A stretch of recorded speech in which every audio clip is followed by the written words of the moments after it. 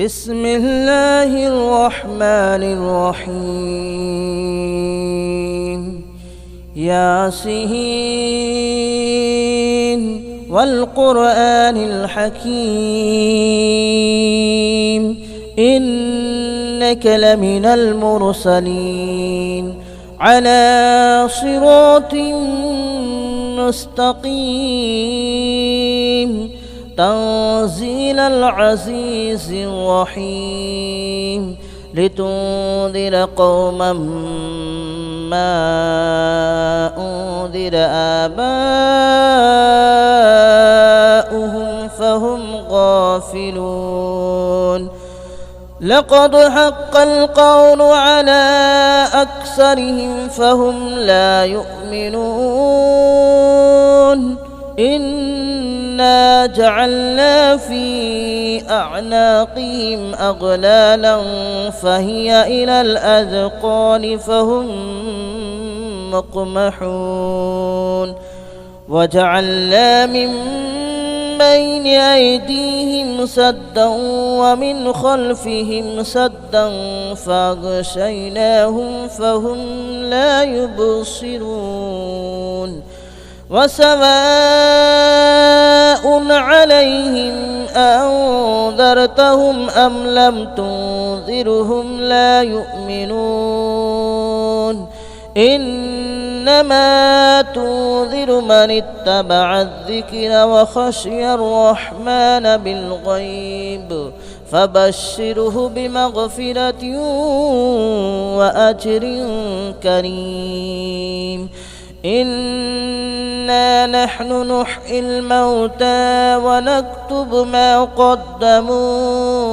وآثارهم وكل شيء أحصيناه في إمام مبين واضرب لهم مثلا أصحاب القرية إذ جاءها المرسلون إذ أرسلنا إليهم اثنين فكذبوهما فعززنا بثالث فقالوا إنا إليكم مرسلون قالوا ما أنتم إلا بشر مثلنا وما أنزل الرحمن من شيء إن أنتم إلا تكذبون قالوا ربنا يعلم إنا إليكم لمرسلون وما علينا إلا البلاغ المبين قالوا إنا تطيرنا بكم لئن لم تنتهوا لنرجمنكم وليمسنكم منا عذاب أليم قالوا طائركم معكم أئن ذكرتم بل أنتم قوم مسرفون وجاء من أقصى المدينة رجل يسعى قال يا قوم اتبعوا المرسلين اتبعوا من لا يسألكم أجرا وهم مهتدون وما لي لا أعبد الذي فطرني وإليه ترجعون أأتخذ من دونه آلهة إن يردني الرحمن بضر لا تغن عني شفاءتهم شيئا ولا ينقذون إني إذا لفي ضلال مبين إني آمنت بربكم فاسمعون قيل ادخل الجنة قال يا ليت قومي يعلمون بما غفر لي ربي وجعلني من المكرمين وما أنزلنا على قومه من بعده من جود من السماء وما كنا منزلين إن كانت إلا صيحة واحدة فإذا هم خامدون يا حسرة على العباد ما يأتيهم من رسول إلا كانوا به يستهزئون ألم يروا كم أهلكنا قبلهم من القرون أنهم إليهم لا يرجعون وإن كل لما جميع لدينا محضرون وآية لهم الأرض الميتة أحييناها وأخرجنا منها حبا فمنه يأكلون وجعلنا فيها جنات من نخيل وأعناب وفجرنا فيها من العيون ليأكلوا من ثمره وما عملته أيديهم أفلا يشكرون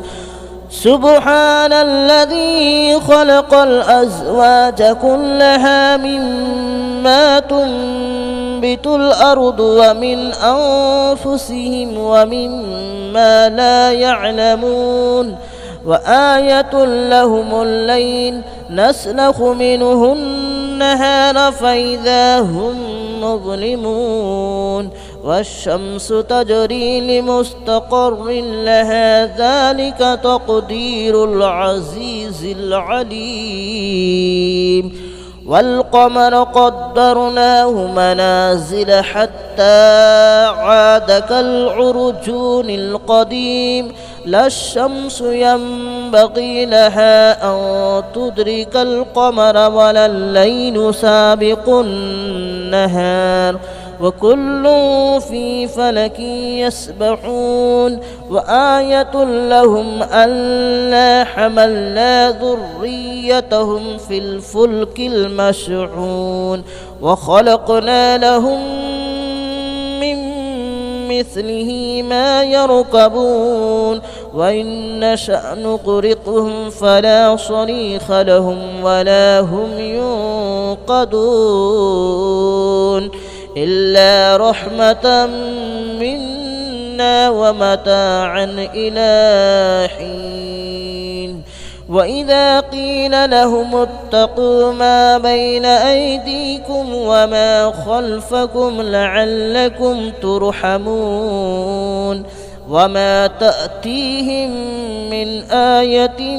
من آيات ربهم إلا كانوا عنها معرضين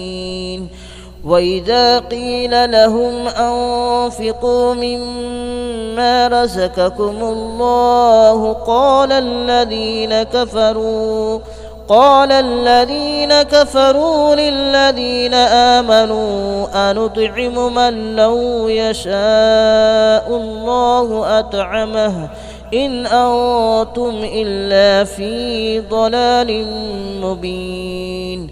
ويقولون متى هذا الوعد إن كنتم صادقين ما ينظرون إلا صيحة واحدة تأخذهم وهم يخصمون فلا يستطيعون توصية ولا إلى أهلهم يرجعون ونفخ في الصور فإذا هم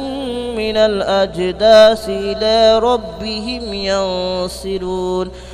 قالوا يا ويلنا من بعثنا من مرقدنا هذا ما وعد الرحمن وصدق المرسلون إن كانت إلا صيحة واحدة فإذا هم جميع لدينا محضرون فاليوم لا تظلم نفس شيئا ولا تجزون إلا ما كنتم تعملون إن أصحاب الجنة اليوم في شغل فاكهون هم وأزواجهم في ظلال على الأرائك متكئون لهم فيها فاكهة ولهم ما يدعون سلام قولا من رب رحيم وامتازوا اليوم أيها المجرمون ألم أعهد إليكم يا بني آدم ألا تعبدوا الشيطان ألم أعهد إليكم يا بني آدم ألا تعبدوا الشيطان إنه لكم عدو مبين وأن اعبدوني هذا صراط مستقيم ولقد أضل منكم جبلا كثيرا أفلم تكونوا تعقلون هذه جهنم التي كنتم توعدون اصلوها اليوم بما كنتم تكفرون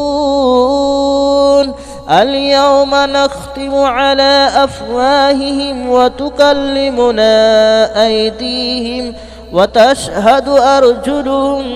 بما كانوا يكسبون ولو نشاء لطمسنا على أعينهم فاستبقوا الصراط فأنى يبصرون ولو نشاء لمسخناهم على مكانتهم فما استطاعوا مضيا ولا يرجعون ومن نعمره ننكسه في الخلق أفلا يعقلون وما علمناه الشعر وما ينبغي له إن هو إلا ذكر وقرآن مبين لينذر من كان حيا ويحق القول على الكافرين أولم يروا أنا خلقنا لهم مما عملت أيدينا أنعاما فهم لها مالكون وذللناها لهم فمنها ركوبهم ومنها يأكلون ولهم فيها منافع ومشارب أفلا يشكرون واتخذوا من دون الله آلهة لعلهم ينصرون لا يستطيعون نصرهم وهم لهم جند محضرون فلا يحزنك قولهم إنا نعلم ما يسرون وما يعلنون أولم ير الإنسان أنا خلقناه من نطفة فإذا هو خصيم مبين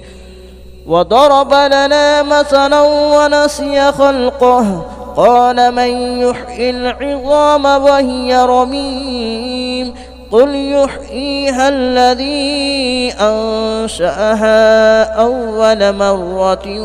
وهو بكل خلق عليم الذي جعل لكم من الشجر الأخضر نارا فإذا أنتم منه توقدون أوليس الذي خلق السماوات والأرض بقادر على أن يخلق مثلهم بلى وهو الخلاق العليم إنما أمره إذا أراد شيئا أن يقول له كن فيكون فسبحان الذي بيده ملكوت كل شيء وإليه ترجعون. بسم الله الرحمن الرحيم. الرحمن علم القرآن خلق الإنسان علمه البيان. الشمس والقمر بحسبان والنجم والشجر يسجدان. والسماء رفعها ووضع الميزان ألا تطغوا في الميزان وأقيموا الوزن بالقسط ولا تخسروا الميزان. والأرض وضعها للأنام فيها فاكهة والنخل ذات الأكمام والحب ذو العصف والريحان. فبأي آلاء ربكما تكذبان. خلق الإنسان من صلصال كالفخار وخلق الجان من مارج من نار. فبأي آلاء ربكما تكذبان. رب المشرقين ورب المغربين. فبأي آلاء ربكما تكذبان. مرج البحرين يلتقيان بينهما برزخ لا يبغيان. فبأي آلاء ربكما تكذبان. يخرج منهما اللؤلؤ والمرجان. فبأي آلاء ربكما تكذبان. وله الجوار المنشآت في البحر كالأعلام. فبأي آلاء ربكما تكذبان. كل من عليها فان ويبقى وجه ربك ذو الجلال والإكرام. فبأي آلاء ربكما تكذبان. يسأله من في السماوات والأرض كل يوم هو في شأن. فبأي آلاء ربكما تكذبان. سنفرغ لكم أيها الثقلان. فبأي آلاء ربكما تكذبان. يا معشر الجن والإنس إن استطعتم أن تنفذوا من أقطار السماوات والأرض فانفذوا لا تنفذون إلا بسلطان. فبأي آلاء ربكما تكذبان. يرسل عليكما شواظ من نار ونحاس فلا تنتصران. فبأي آلاء ربكما تكذبان. فإذا انشقت السماء فكانت وردة كالدهان فبأي آلاء ربكما تكذبان فيومئذ لا يسأل عن ذنبه إنس ولا جان فبأي آلاء ربكما تكذبان يعرف المجرمون بسيماهم فيؤخذ بالنواصي والأقدام فبأي آلاء ربكما تكذبان هذه جهنم التي يكذب بها المجرمون يطوفون بينها وبين حميم آن فبأي آلاء ربكما تكذبان ولمن خاف مقام ربه جنتان فبأي آلاء ربكما تكذبان ذواتا أفنان فبأي آلاء ربكما تكذبان فيهما عينان تجريان فبأي آلاء ربكما تكذبان فيهما من كل فاكهة زوجان فبأي آلاء ربكما تكذبان متكئين على فرش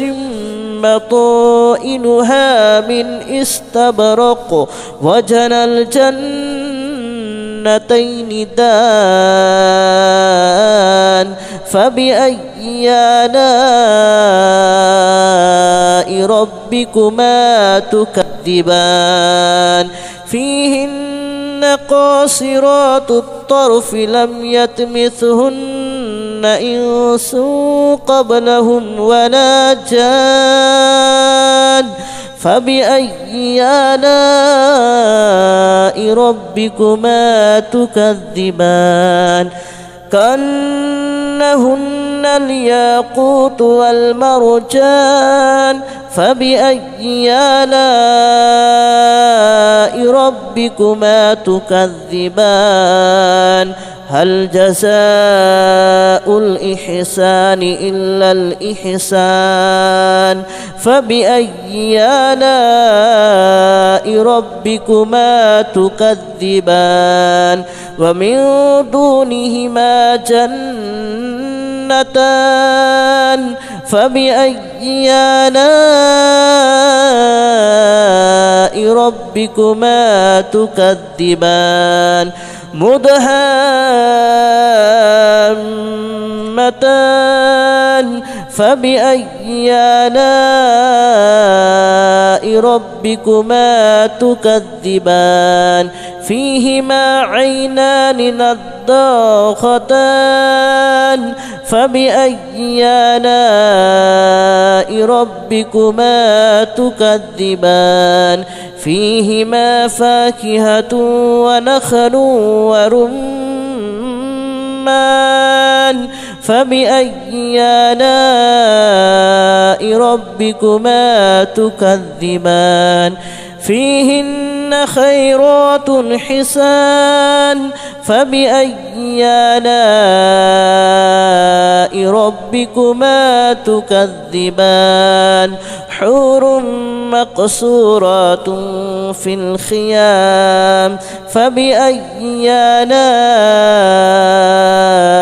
ربكما تكذبان لم يطمثهن إنس قبلهم ولا جان فبأي آلاء ربكما تكذبان متكئين على رفرف خضر وأبقري حسان فبأي آلاء ربكما تكذبان تبارك اسم ربك ذي الجلال والإكرام بسم الله الرحمن الرحيم إذا وقعت الواقعة ليس لوقعتها كاذبة خافضة رافعة إذا رجت الأرض رجا وبست الجبال بسا فكانت هباء منبثا وكنتم أزواجا ثلاثة فأصحاب الميمنة ما أصحاب الميمنة وأصحاب المشأمة ما أصحاب المشأمة والسابقون السابقون أولئك المقربون في جنات النعيم ثلة من الأولين وقليل من الآخرين على سرر موضونة متكئين عليها متقابلين يطوف عليهم ولدان مخلدون بأكواب وأباريق وكأس من معين لا يصدعون عنها ولا ينزفون وفاكهة مما يتخيرون ولحم طير مما يشتهون وحور عين كأمثال اللؤلؤ المكنون جزاء بما كانوا يعملون لا يسمعون فيها لغوا ولا تأثيما إلا قليلا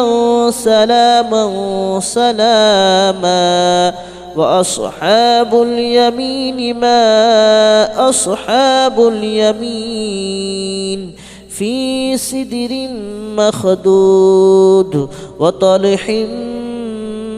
منضود وظل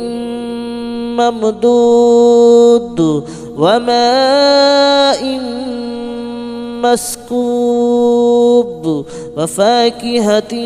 كثيرة لا مقطوعة ولا ممنوعة وفرش مرفوعة إنا أنشأناهن إنشاء فجعلناهن أبكارا عربا أترابا لأصحاب اليمين ثلة من الأولين وثلة من الآخرين وأصحاب الشمال ما أصحاب الشمال في سموم وحميم وظل من يحموم لا بارد ولا كريم إنهم كانوا قبل ذلك مترفين وكانوا يصرون على الحنث العظيم وكانوا يقولون أئذا متنا وكنا كنا ترابا وعظاما أئنا لمبعوثون أو آباؤنا الأولون قل إن الأولين والآخرين لمجموعون إلى ميقات يوم معلوم ثم إنكم أيها الضالون المكذبون لآكلون من شجر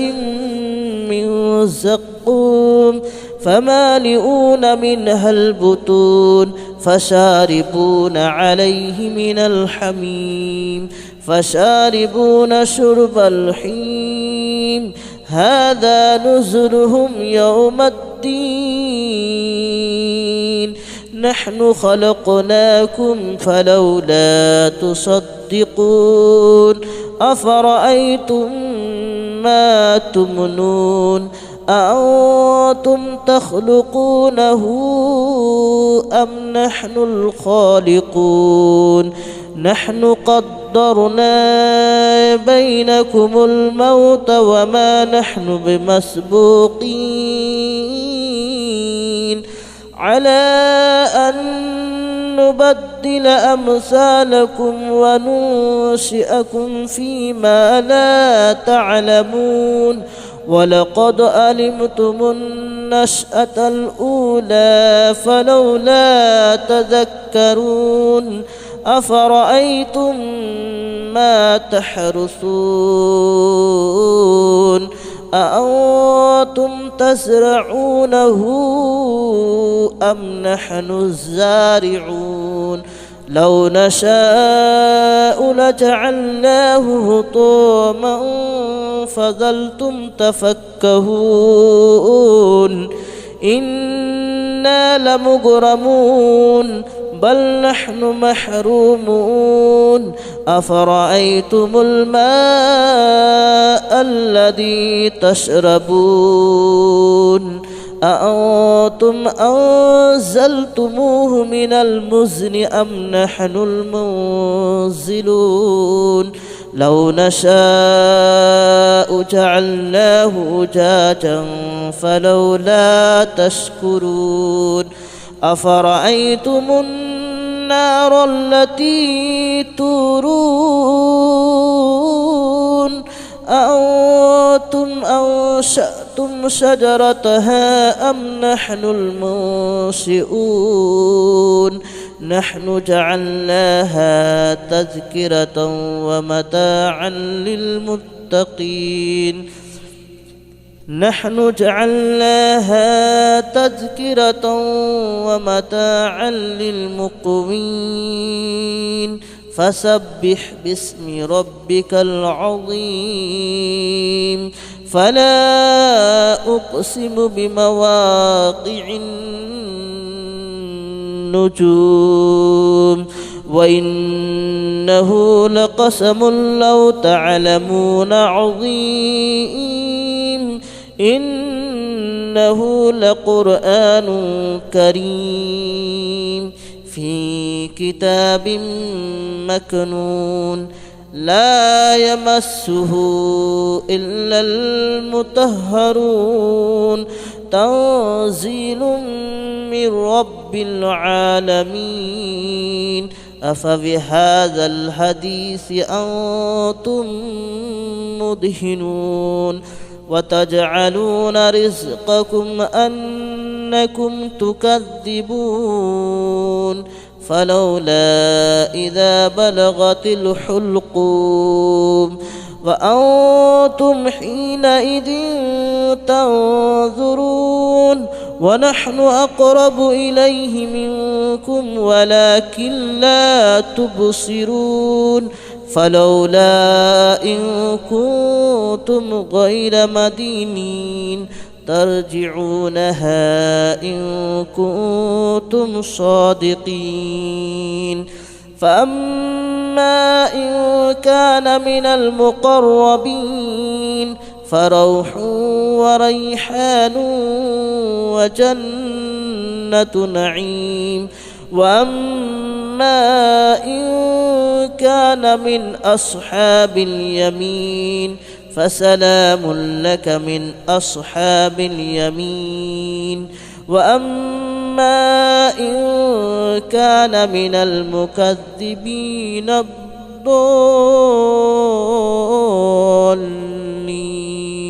فنزل من حميم وتصلية جحيم إن هذا لهو حق اليقين فسبح باسم ربك العظيم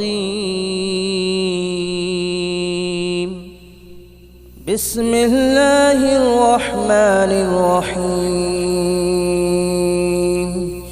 ياسين والقرآن الحكيم إنك لمن المرسلين على صراط مستقيم تنزيل العزيز الرحيم لتنذر قوما ما أنذر آباؤهم فهم غافلون لقد حق القول على أكثرهم فهم لا يؤمنون إنا جعلنا في أعناقهم أغلالا فهي إلى الأذقان فهم مقمحون وجعلنا من بين أيديهم سدا ومن خلفهم سدا فأغشيناهم فهم لا يبصرون وسواء عليهم أنذرتهم أم لم تنذرهم لا يؤمنون إنما تنذر من اتبع الذكر وخشي الرحمن بالغيب فبشره بمغفرة وأجر كريم إنا نحن نحيي الموتى ونكتب ما قدموا وآثارهم وكل شيء أحصيناه في إمام مبين واضرب لهم مثلا أصحاب القرية إذ جاءها المرسلون إذ أرسلنا إليهم اثنين فكذبوهما فعززنا بثالث فقالوا إنا إليكم مرسلون قالوا ما أنتم إلا بشر مثلنا وما أنزل الرحمن من شيء إن أنتم إلا تكذبون قالوا ربنا يعلم إنا إليكم لمرسلون وما علينا إلا البلاغ المبين قالوا إنا تطيرنا بكم لئن لم تنتهوا لنرجمنكم وليمسنكم منا عذاب أليم قالوا طائركم معكم أئن ذكرتم بل أنتم قوم مسرفون وجاء من أقصى المدينة رجل يسعى قال يا قوم اتبعوا المرسلين اتبعوا من لا يسألكم أجرا وهم مهتدون وما لي لا أعبد الذي فطرني وإليه ترجعون أأتخذ من دونه آلهة إن يردني الرحمن بضر لا تغن عني شفاعتهم شيئا ولا ينقذون إني إذا لفي ضلال مبين إني آمنت بربكم فاسمعون قيل ادخل الجنة قال يا ليت قومي يعلمون بما غفر لي ربي وجعلني من المكرمين وما أنزلنا على قومه من بعده من جود من السماء وما كنا منزلين إن كانت إلا صيحة واحدة فإذا هم خامدون يا حسرة على العباد ما يأتيهم من رسول إلا كانوا به يستهزئون ألم يروا كم أهلكنا قبلهم من القرون أنهم إليهم لا يرجعون وإن كل لما جميع لدينا محضرون وآية لهم الأرض الميتة أحييناها وأخرجنا منها حبا فمنه يأكلون وجعلنا فيها جنات من نخيل وأعناب وفجرنا فيها من العيون ليأكلوا من ثمره وما عملته أيديهم أفلا يشكرون سبحان الذي خلق الأزواج كلها مما تنبت الأرض ومن أنفسهم ومما لا يعلمون وآية لهم الليل نسلخ منه النهار فإذا هم مظلمون والشمس تجري لمستقر لها ذلك تقدير العزيز العليم والقمر قدرناه منازل حتى عاد كالعرجون القديم لا الشمس ينبغي لها أن تدرك القمر ولا الليل سابق النهار وكل في فلك يسبحون وآية لهم ألا حملنا ذريتهم في الفلك المشحون وخلقنا لهم من مثله ما يركبون وإن نشأ نغرقهم فلا صريخ لهم ولا هم ينقذون إلا رحمة منا ومتاعا إلى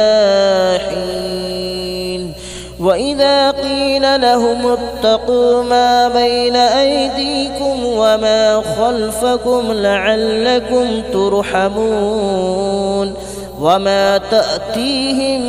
من آية من آيات ربهم إلا كانوا عنها معرضين وإذا قيل لهم أنفقوا مما رزقكم الله قال الذين كفروا للذين آمنوا أنطعم من لو يشاء الله أطعمه إن أنتم إلا في ضلال مبين ويقولون متى هذا الوعد إن كنتم صادقين ما ينظرون إلا صيحة واحدة تأخذهم وهم يخصمون فلا يستطيعون توصية ولا إلى أهلهم يرجعون ونفخ في الصور فإذا هم من الأجداث إلى ربهم ينسلون قالوا يا ويلنا من بعثنا من مرقدنا هذا ما وعد الرحمن وصدق المرسلون إن كانت إلا صيحة واحدة فإذا هم جميع لدينا محضرون فاليوم لا تظلم نفس شيئا ولا تجزون إلا ما كنتم تعملون إن أصحاب الجنة اليوم في شغل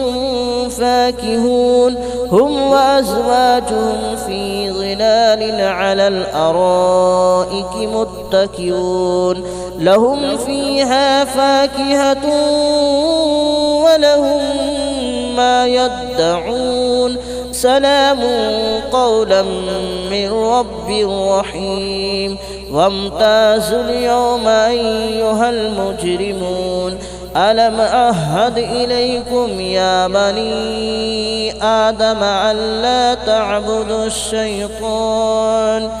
ألم أعهد إليكم يا بني آدم ألا تعبدوا الشيطان إنه لكم عدو مبين وأن اعبدوني هذا صراط مستقيم ولقد أضل منكم جبلا كثيرا أفلم تكونوا تعقلون هذه جهنم التي كنتم توعدون اصلوها اليوم بما كنتم تكفرون اليوم نختم على أفواههم وتكلمنا أيديهم وتشهد أرجلهم بما كانوا يكسبون ولو نشاء لطمسنا على أعينهم فاستبقوا الصراط فأنى يبصرون ولو نشاء لمسخناهم على مكانتهم فما استطاعوا مضيا ولا يرجعون ومن نعمره ننكسه في الخلق أفلا يعقلون وما علمناه الشعر وما ينبغي له إن هو إلا ذكر وقرآن مبين لينذر من كان حيا ويحق القول على الكافرين أولم يروا أنا خلقنا لهم مما عملت أيدينا أنعاما فهم لها مالكون وذللناها لهم فمنها ركوبهم ومنها يأكلون ولهم فيها منافع ومشارب أفلا يشكرون واتخذوا من دون الله آلهة لعلهم ينصرون لا يستطيعون نصرهم وهم لهم جند محضرون فلا يحزنك قولهم إنا نعلم ما يسرون وما يعلنون أولم ير الإنسان أنا خلقناه من نطفة فإذا هو خصيم مبين وضرب لنا مثلا ونسي خلقه قال من يحيي العظام وهي رميم قل يحييها الذي أنشأها أول مرة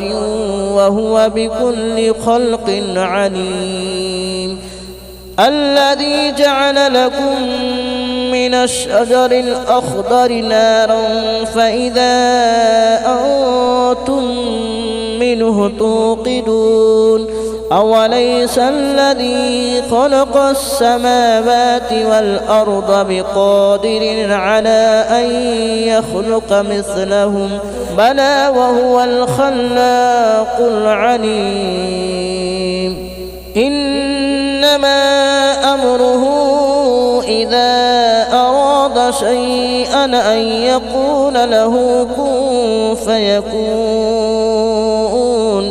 فسبحان الذي بيده ملكوت كل شيء وإليه ترجعون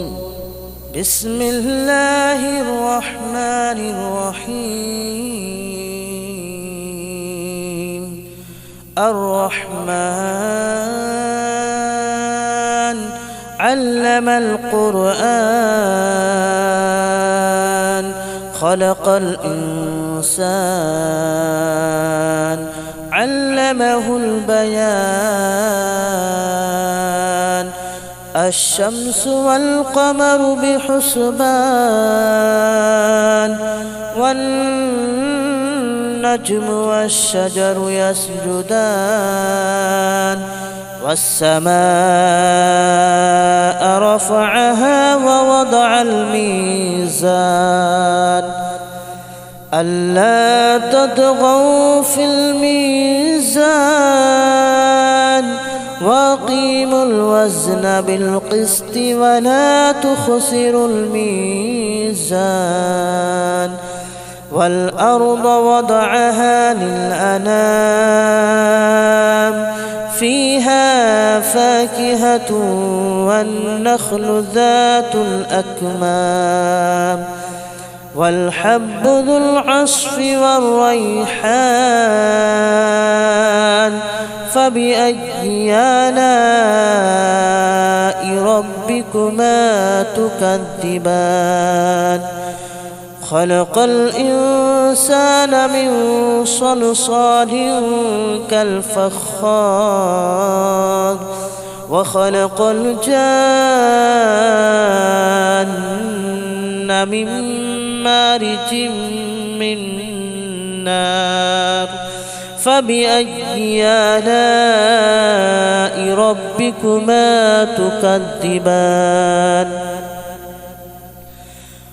رب المشرقين ورب المغربين فبأي آلاء ربكما تكذبان مرج البحرين يلتقيان بينهما برزخ لا يبغيان فبأي آلاء ربكما تكذبان يخرج منهما اللؤلؤ والمرجان فبأي آلاء ربكما تكذبان وله الجوار المنشآت في البحر كالأعلام فبأي آلاء ربكما تكذبان كل من عليها فان ويبقى وجه ربك ذو الجلال والإكرام فبأي آلاء ربكما تكذبان يسأله من في السماوات والأرض كل يوم هو في شأن فبأي آلاء ربكما تكذبان سنفرغ لكم أيها الثقلان فبأي آلاء ربكما تكذبان يا معشر الجن والإنس إن استطعتم أن تنفذوا من أقطار السماوات والأرض فانفذوا لا تنفذون إلا بسلطان فبأي آلاء ربكما تكذبان يرسل عليكما شواظ من نار ونحاس فلا تنتصران فبأي آلاء ربكما تكذبان فإذا انشقت السماء فكانت وردة كالدهان فبأي آلاء ربكما تكذبان